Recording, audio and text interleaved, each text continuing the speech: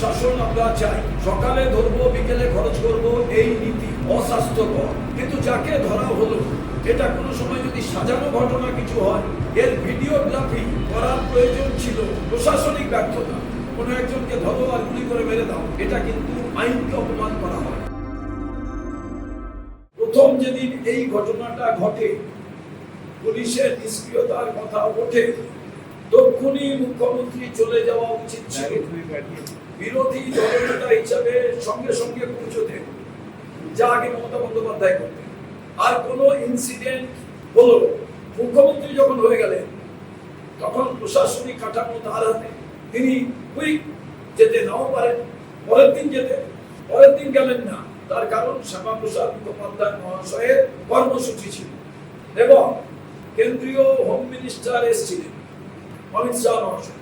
সেদিন যদি পৌঁছতে প্রথম দিন, তাহলে এত অপ্রীতিকর ঘটনা ঘটতো না। এবং আইনের শাসন আমরা চাই, সকালে ধরবো বিকেলে খরচ করব, এই নীতি অস্বাস্থ্যকর। যার বাড়ির মেয়ে অত্যাচারিত হন, এইরকম বর্বরচিত অত্যাচারের পর, খুন করার পর, সেই পরিবার নিশ্চিতভাবে মনে করে ধরো আর খরচা করো, নীতিটা ঠিক। আমার বাড়ি হলে তাই মনে করি। কিন্তু যাকে ধরা হলো, এটা কোনো সময় যদি সাজানো ঘটনা কিছু হয়, প্ল্যানমাফিক এইভাবে কোনো আরোপ যদি লাগে, এই জন্যই তো সাক্ষী, সাবুত, সময়, আইন এবং এর ভিডিওগ্রাফি করার প্রয়োজন ছিল। যখন এই পুনর্নির্মাণ হচ্ছিল, কনস্ট্রাকশন যখন হচ্ছিল, সেটা কেন হলো না? তাহলে তো কি ঘটনা ঘটছে, সিনেমার প্লট, রোমহর্ষক ব্যাপার। আমরা আইনের শাসন চাই, সাংবিধানিক পদ্ধতির মধ্যে চাই, নিশ্চিতভাবে কোনো দোষী যাতে ছাড়া না পায়। কিন্তু আইনের বিভিন্ন ফাঁক ফোকরে অনেকে বেরিয়ে যাবে, সেটা পুলিশ প্রশাসনের প্রশাসনিক ব্যর্থতা। কামদুনির দোষী আইনের ফাঁক ফোকরের মধ্যে দিয়ে বলে বেরিয়ে গেছে, সাজা হয়নি বলে কোনো একজনকে ধরো আর গুলি করে মেরে দাও, এটা কিন্তু আইনকে অপমান করা হয়। তাহলে তো আর বিধানসভা রেখে লাভ কি, লোকসভা রেখে লাভ কি? নিশ্চয়ই কথাতে ভালো, কিন্তু অ্যাপ্লিকেশনের দিক থেকে এই পদ্ধতি কোনোভাবেই সভ্য সমাজে কাম্য নয়। এটা খাপ পঞ্চায়েত নয়, এটা তালিবানি যুগ নয়। কোনো একটি মেয়ে যখন পুলিশ স্টেশনে যায়, প্রথম মুখ্যমন্ত্রী হোম মিনিস্টার হিসাবে ঠিক করুন যে আমার মেয়ে হারিয়ে গেছে, আমার মেয়ে ফিরছে না। প্রথম বলে দেখুন কোনো ছেলের সঙ্গে পালিয়েছে কিনা, আপনার মেয়ের স্বভাব চরিত্র কেমন ছিল। প্রতিবেশী থেকে সবাই এই কথাগুলো বলতে থাকে। কেউ প্রথম এটা ভাবেন না যে কখন হারিয়ে গেছে, এক্ষুনি আমাদের গাড়ি নিয়ে বেরিয়ে পড়তে হবে রেস্কিউ করার জন্য। ছোট শিশু থেকে বয়স্ক হলেই খুঁজতে বেরিয়ে পড়েন আমাদের সমাজের লোকেরা। পুলিশ কেন এটা করবে? আর আজকাল তো রাজনীতির লোকেরাও নেমে পড়েন, আর মিডিয়ার লোকেরাও নেমে পড়েন খোঁজার জন্য। আরে প্রথমে তো ফাইন্ড আউট করা হোক যে এতক্ষণ হারিয়ে গেছে, এতক্ষণ তার কেস পাওয়া যাচ্ছে না, কোথায় গেছে। তারপরে সে প্রেমিকার সঙ্গে পালিয়েছে, না মেয়েটা খারাপ, না মেয়েটা ভালো, পরে বিচার্য হবে। প্রথমেই বিচার হয়ে যাচ্ছে। এই জায়গায় সেদিন পুলিশ যদি নির্লিপ্ত নিষ্ক্রিয় না থাকতো, গ্রামবাসীরা দলবদ্ধভাবে পুলিশকে সঙ্গে নিয়ে যে খোঁজ খবর করেছে, পুকুর থেকে ডেড বডিটাকে তুলেছে, তারপরে ওই পুকুর থেকে শুনেছি আবার একটা ডেড বডি পাওয়া গেছে। এলাকার মানুষ সচেষ্ট না হলে তো হতো না। এবং জনতা যখন ক্ষিপ্ত হচ্ছে, তখন গোয়েন্দা বিভাগের কাছে কি খবর ছিল না? তারা প্রোটেকশনের ব্যবস্থা করেননি কেন?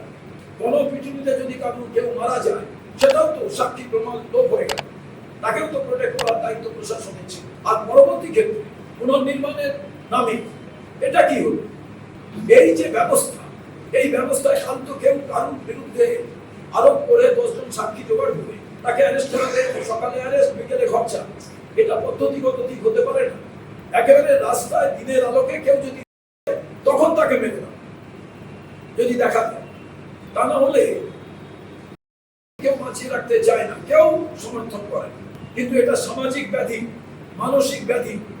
আর সমাজের যে প্রশাসনিক দুর্বলতা কিংবা নেতাদের কথা শুনে গুন্ডা বদমাশদের ছাড়, কোর্টে ডিক্লেয়ার ক্রিমিনাল কি করে বিজেপির পতাকা নিয়ে ঘোরে এই বাংলায়, যারা সত্যিকারে আমাদের পার্টি অফিসে এসে আগুন লাগিয়ে দিয়েছিল পতাকা, ভেঙেছিল, সমাজ পরিষ্কার করবেন, এভাবে পরিষ্কার করবেন? ধরুন দেখি আপনার দলের ভেতরে লোক আছে, ধরুন সকালবেলা বিকালবেলা খরচা করি, অপকীর্তি এইরকম আছে। আমরা আইনের শাসন চাই সাংবিধানিক প্রক্রিয়ার মধ্যে দিয়ে, কিন্তু এই দীর্ঘ প্রক্রিয়ার মধ্যে স্বাভাবিকভাবে যারা সাফার করেছেন তাদের এটা থাকবে যে যা হয়েছে ঠিক হয়েছে, কিন্তু সুদূর প্রসারী অর্থে এটা তো জঙ্গলরাজ নয়, এখানে কিন্তু আইনের শাসন প্রয়োজন। মুখ্যমন্ত্রী ওখানে 2বার কেন 5বার যান, কিন্তু নবান্নের অভিমুখী এবং সত্যিকারে যে আইনের শাসন প্রতিষ্ঠা করতে গেলে কি প্রয়োজন সেটা আমি বলবো মুখ্যমন্ত্রীকে বারে বারে ভাবুন।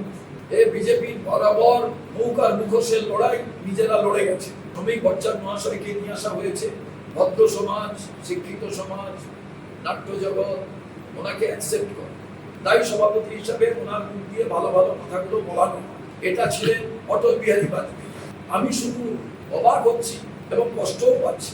দীর্ঘদিন ধরে আমার জানাশোনা লোকেরা যারা বিজেপি করেছেন, 2-3জন লোক, তাদের বিভিন্ন ডিবেটে বিভিন্ন আলোচনা সভায় একসঙ্গে থেকেছি। তারা জিতলেও কেউ মন্ত্রী তো পাননি, আবার কেউ কেউ নমিনেশনও পাননি। দুদিনে যারা করেছে, মমতা বন্দ্যোপাধ্যায়ের তো জয়। আর যদি সুদূর প্রসারী দেখেন, কংগ্রেসের জয়। মমতা বন্দ্যোপাধ্যায় মুখ্যমন্ত্রী, কংগ্রেসের থেকে গিয়ে, শুভেন্দু অধিকারী মুখ্যমন্ত্রী, কংগ্রেসের থেকে গিয়ে। তো বিজেপির যারা কর্মী তারা আজকে হতাশ। তারা ভাবছেন তাদের বিরুদ্ধে লড়লাম, সেই লোকগুলোর বিরুদ্ধে লড়লাম, সেই করাপশনের বিরুদ্ধে লড়লাম। আমার দল যখন ক্ষমতা এলো, রাজ্যসভা কারা হচ্ছে। তো বিজেপির কাছে গিয়ে আপনি এই প্রশ্ন করলে যারা কর্মী তারা এর সঠিক উত্তর দেবেন। আরজি করের ইস্যুতে প্রতিবাদ করেছি, তখন থেকে অন্যায় করতে বলেছি, তখনই ছাড়েননি কেন? আরজি করের বাবা মা যাই ঘটনা ঘটে থাকুক, সারা দেশ বিশ্ব উত্তাল হয়েছে। প্রত্যেক বাবা মা যারা কন্যা সন্তানের পিতা মাতা, প্রত্যেকের ট্রমায় ডুবেছে। আমাকে আজ পর্যন্ত সুখেন্দুদার মেয়ে আছে, সুস্মিতা দেব নিজে মেয়ে, তারা সেই অন্তরের জ্বালা থেকে, যন্ত্রণা থেকে সেই সময় কেন রিজাইন করেন? যে আমি তৃণমূলে থাকবো, রিজাইন করলাম অন প্রোটেস্ট, এবং তৃণমূলকে শুধরাতে চাই, পারেনি শুধরাতে, আজ আমি বিজেপিতে চলে এসেছি। যখনই আমাদের দলেরও বড় নেতারা দল ছেড়েছেন, একটা কথা বলেছেন, আর পাচ্ছি কখন? যখন দেখেছেন এখানে কিছু হবে না, যখন দেখেছেন এখানটা কিছু নেই, তখন ওই জায়গায় গেলে হবে। এরা এই মোহনবাগান, ইস্ট বেঙ্গল, মহামেডান, কোন টিমে গেলে বেশি টাকা পাওয়া যাবে, কোন টিমে গেলে খেলতে স্কোপ পাবো, এই কাজটা তারা করেছে। আর আপনাদের মতো মিডিয়া এদের নিয়েই প্রশ্ন করেন, উত্তর দেন, কথা বলেন, আর তাতেই অন্য লোকেরা আকৃষ্ট হয় যে এদের নিয়েই তো আলোচনা হয়। আপনারা সেই কর্মী, সেই নেতা নিয়ে একদিনও টকশো হয় না, একদিনও আপনাদের 1 ঘন্টা কোনো অনুষ্ঠান হয় না। তাদের নিয়ে বলেন না যারা রাজনীতিতে দলের যদি খারাপ কিছু হয়, সেই দলে থেকে সেটাকে সংশোধন করার, শুধরাবার ব্যাপারটাকে ভাবে, এটা কোথাও নেই। অতএব আগামী দিনে যারা রাজনীতি করতে এসছেন তারা নীতি আদর্শের কথা মুখে বলেন। তারা বলেন আপনার বাড়িতে আপনার ছেলে মেয়ে কিংবা আপনার পরিবার যদি কোথাও কোনো সমস্যার সম্মুখীন হয়, সেটাকে তো আপনি সব করার কথা ভাবেন না, অন্য একটা পরিবারে গিয়ে ঢুকে যান, না অন্য পদবি নিয়ে বেঁচে যাওয়ার কথা ভাবেন। অন্যি এরকম বিভিন্ন এসসি এসটি ওবিসি সমস্ত মুসলমান সম্প্রদায় যা সবার মাঝে আপনি কি মনে করেন আপনি তো আপনারটাকে ঠিক করার কথা ভাববেন, সেইটাকে ঠিক না করে এটা আমি চলে গেলাম, এই করতে করতে বড় নেতাও তার দল ছেড়ে না, বিজেপিতে খুব অন্যায় হচ্ছে। আর বিজেপি এই সুযোগগুলো দেয়, কেন দেয়? বিজেপি জানে তো আমি সঠিকভাবে মানুষের সমর্থনে ক্ষমতায় আসিনি। আমি অনেক মেকানিজমকে অ্যাডপ্ট করে, অনেক মেকানিজমকে আমি করায়ত্ত করে আমি ক্ষমতায় এসেছি।